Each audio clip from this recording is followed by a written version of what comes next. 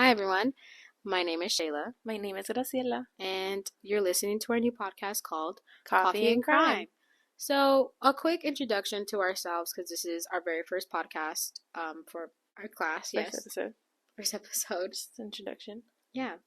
One quick thing about me is that, again, my name is Shayla, but you'll probably hear me referred as Shay.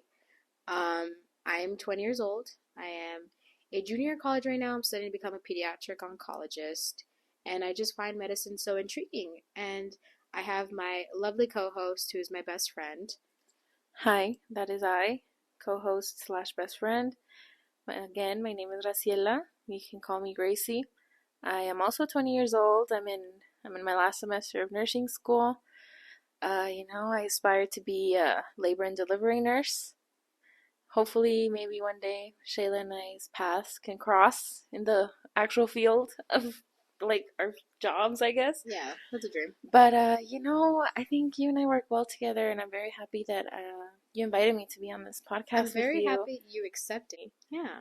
So now that we've done our introduction, let's get into our very first episode and just more into basics of what is this podcast, what is it going to focus on, and I'll have a little sneak peek about what is to come in I'm excited. our first official episode with our very first crime. Yes. So I hope you guys can tune in, but here we go.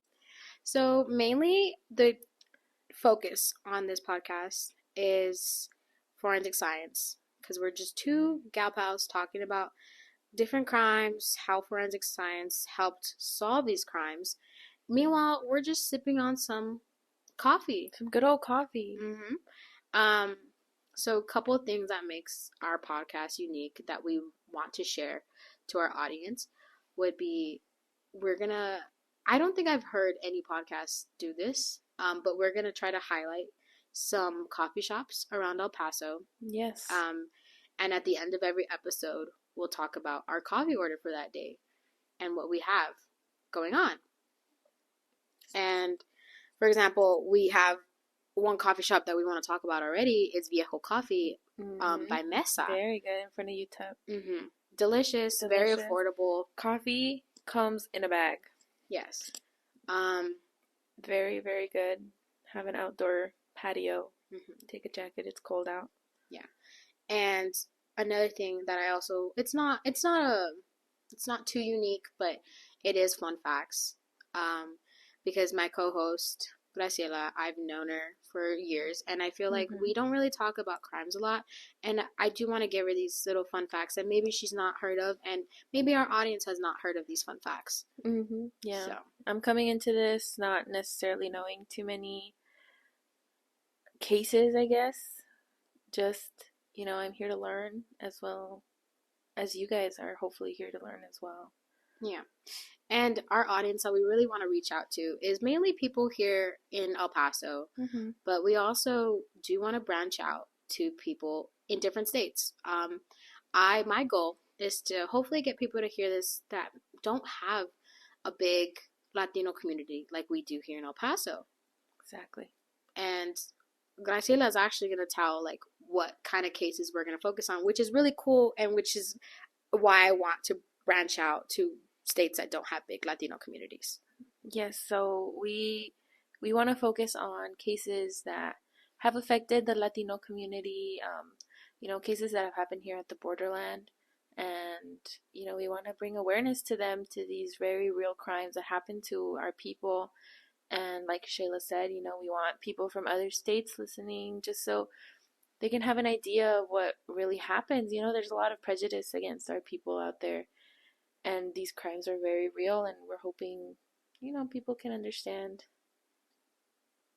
how we feel. Yeah, I guess. Yeah, and that's things that happen. And for example, one case that I will bring up to now, being here, is that our viewers can now get a overview of what we're going to be talking about. And it's our first episode. What will it be about, Shayla? Please tell us. It's actually going to be about the case that happened in 2001, and we're both 20, So we were We both were born not. in 2003. 2003. So a lot of people don't know about this case. I mean, No.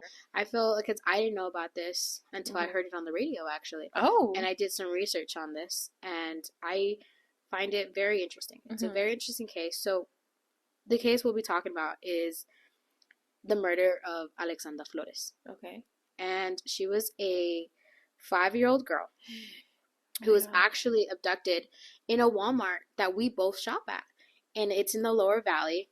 What? It's at the Walmart on Alameda. In Americas? Mm-hmm. No way. Very, very close to us because Yeah. we're very close to that area. Oh my God. She was abducted by David Renteria.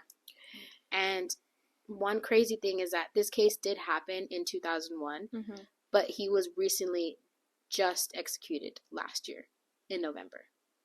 Oh my God. Barely? Barely. So this case, he was sentenced to the death penalty in 2001, Uh-huh. but he only was executed until last year. Oh my God. So now he's gone, and now the family has time to heal. But yes. think about it now. She was 5 in 2001. Mm-hmm. How old would she have been now? It's crazy. So what I'm gonna go into about her case is how exactly forensic science helped, DNA and all of that. Mm-hmm. So one thing they did find on her was his fingerprints. Oh, I didn't know there was like fingerprints that could be found on bodies. Mm-hmm. So one thing you should know about the case is that the way she was found strangled and burnt, partially burnt, because she wasn't set on fire long enough for her entire body to burn. Mm-hmm. So I actually found the court case on online, thanks to Yeah, basic these research. things are very accessible. Public. So one thing that we should know about Mr. Renteria is that before the crime was committed, he was already a registered sex offender. Oh my God. He actually had an indecency offense against an 8-year-old. Oh, before no. he was arrested for the murder of the 5-year-old. So in the court case, it says right here that she was set on fire and she had been manually strangled. Oh. The medical examiner testified that there was 2 blows to her head, and that although there was no physical evidence of sexual assault that he found, he highly, highly believes that she was sexually assaulted. Probably. Oh, poor child. And one thing, it is sad to see about this case is that she was out Christmas shopping with her family. No. Her family was out Christmas shopping in that Walmart, and when she was abducted. And she was found, her body was only found 16 miles away. Oh my God. From the Walmart. So it's very heartbreaking. Yeah. And those are the type of cases that we're going to be looking at. Mm-hmm. I'm excited to, do a deep dive. Because I didn't know about little Alexandra. I didn't know. I hope she's, in a better place now. Yeah, she's resting. And I feel like a lot of people in our generation now didn't know about that.